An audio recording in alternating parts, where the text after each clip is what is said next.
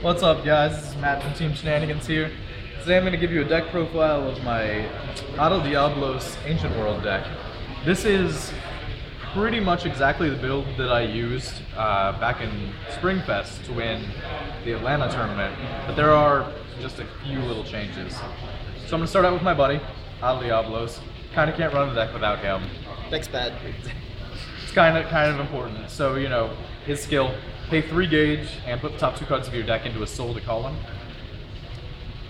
The cool thing about him is that he kind of acts as his own evolution. So Seeger, you have to dedicate all this deck space to himself and gauge excel and use the cards from your hand. Diablos does all of that by himself. So when he hits 0 soul is when he essentially evolves. He gets +2 power, +2 defense, +1 crit. Ridiculously good. Double attack, soul guard. Unfortunately, when he leaves the field, you take 5 damage, but if you're playing it right and you don't go against a bad matchup, that shouldn't be happening. Next up, we got 4 copies of Ice Dragon Emperor Glacies, who has my favorite art in this game. It's really simple. It's a size 2 monster that acts as a spell. While you have a size 3 on the field, you can discard it, pay a life, nullify the attack. It's amazing. Actually, it's really good stats. It does. 3 crit. 3 crit is always good. So if you don't get Diablos, you can slap that down on your first turn, still swing it for 3. So next we got 4 copies of Demonica. I like having 4 copies of my Spell Null just because I do get a lot of gauge over the course of the game. I can't Breath and Guard it. You can't Breath and Guard it. It's great. Of course, you wouldn't be Breath and Guarding a Spell Null anyway, since it would be the second link in a chain. You can't Breath and Guard it. So I like running 4. It doesn't really get cloggy because I can just gauge it away. And, you know, if you don't have Diablos, it has decent stats to slap down. That's cool. I run 3 of each Brooder. So I like having the option to have more attacks once I have my size 3 on the field. It came in really handy against Dungeon World in Atlanta. I was able to just throw them down, field wipe. It's really good against decks like that. They just fill their entire field. You just get so much value off of resting 2 little size 0s. And it also, against, for instance, Dragon Ein, gives you at least a chance of winning because you can link attack with them. Next I've got 2 Thunder Tornado. Thunder Tornado is pay gauge, discard it if you have a size 3, destroy an item or a set spell. It's really good for versatility, so it can get rid of stuff like Dark Hero's weapon. If you have multiple of it, you can try and get rid of Kaiserian. You're probably not gonna, but you can try. You can get rid of, like, for instance, Dark Hero's first base. Any of those cards that let your opponent live at the end of their, like when they die, they get more life, like Dragon Return System, crush that body and sustain mine. Yeah, gets rid of that, gets rid of Glory Seeker, all that kind of stuff. Pop Excalibur if you live through your turn. Yeah, you can get rid of Excalibur, and then they equipment change back into Fridwin, and then they're like, wait, now I have this Excalibur in my hand, what do I do with it? Merlin, search out the girl. I know. Then I have 2 for Volca. I like having for Volca because it's free gauge, essentially. I also, you'll see that I have Rise and Fall Dragons too. You can already see it, but I like not having to pay anything for it. Then I have Dawn. Dawn is stupid good in this deck.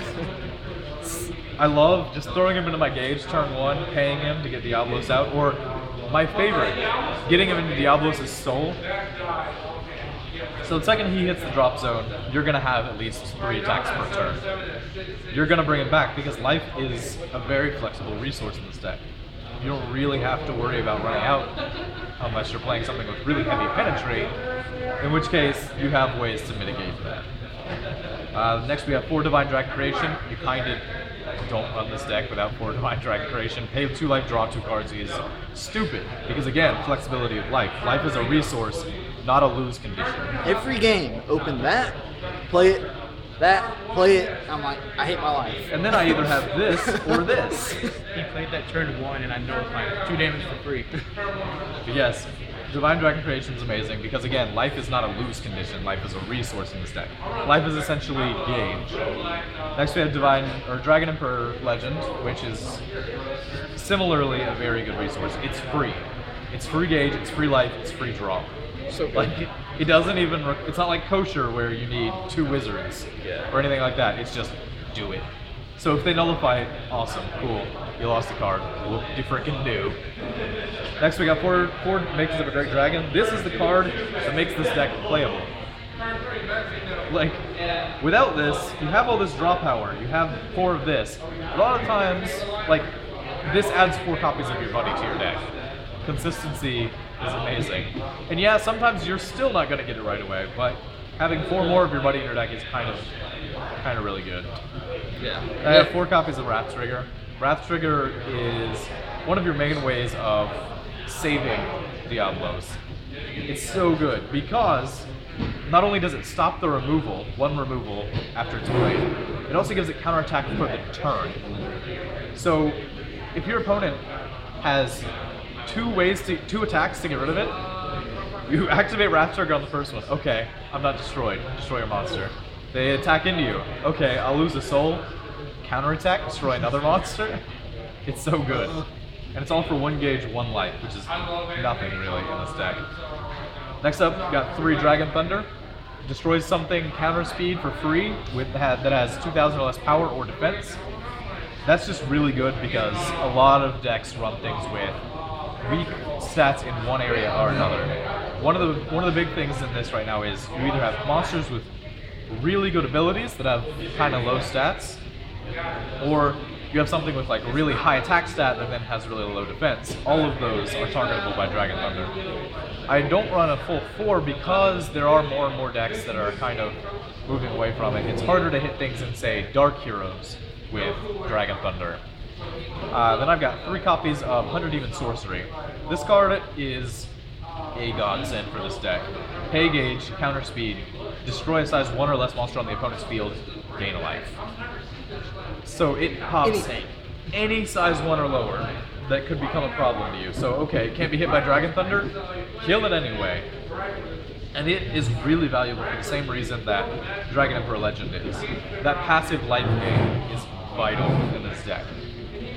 Every use of that means you can use 1 more Wrath Trigger, you can use 1 more Glacies, you can use 1 more Spell Null. You use 2 of them, boom, draw 2. Like I was saying, life is a resource, life is gauge. So countdown in your Life is life. You use this, boom, countdown comes back. So that's why I like having it. Again, I don't run 4 because there are some decks where it's just going to be dead. You're not going to have... There are some decks that don't run a lot of size 1s.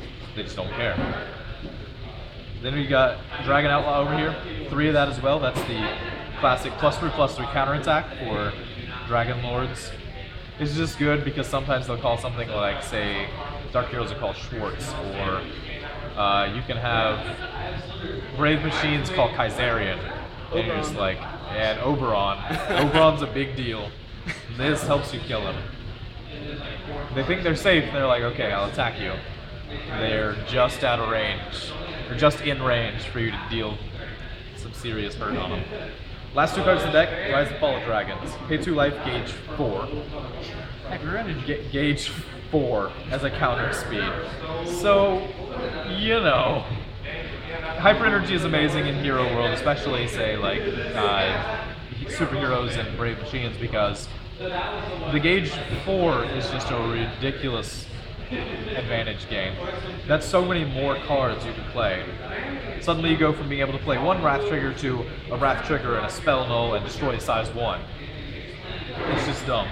I wish I could run more, but life, while abundant, is not infinite.